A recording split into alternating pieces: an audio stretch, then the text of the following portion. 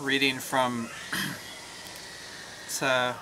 March, again 2009, reading from The Mind of Ramana Maharshi by Arthur Osborne. It's a biography of Ramana.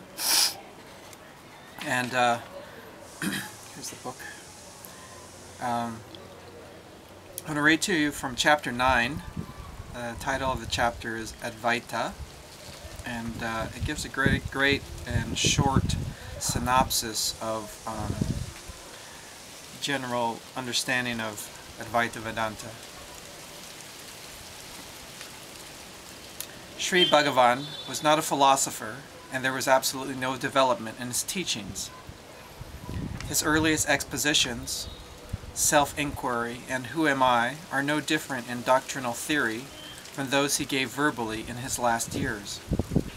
When, as a lad of 16, he realized his identity with the Absolute, with that which is pure being underlying all that is, it was formless, intuitive knowledge of which the doctrinal implications were recognized only later.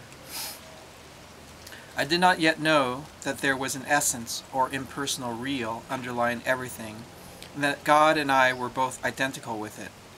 Later, at Tiruvannamalai, as I listened to the Ribhu Gita and other sacred books, I learnt all this and found that they were analyzing and naming what I had felt intuitively without analysis or name. It was no question of opinions, but of truth recognized. That is to say that he was not convinced by what he read, but simply recognized its conformity with what he already intuitively knew. All modes and levels of doctrine are comprised within Hinduism, all of them legitimate and corresponding to the various modes of approach required by people of varying temperament and development. The approach through love and worship of a personal God exists, as it does in the Western or Semitic religions. So also does the approach through service, seeing God manifested in all his creatures, and worshiping him by serving them.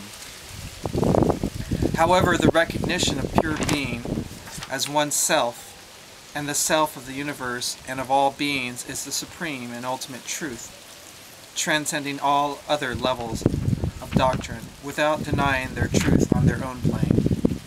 This is the doctrine of Advaita, non-duality, taught by the ancient rishis and preeminently by Shankaracharya.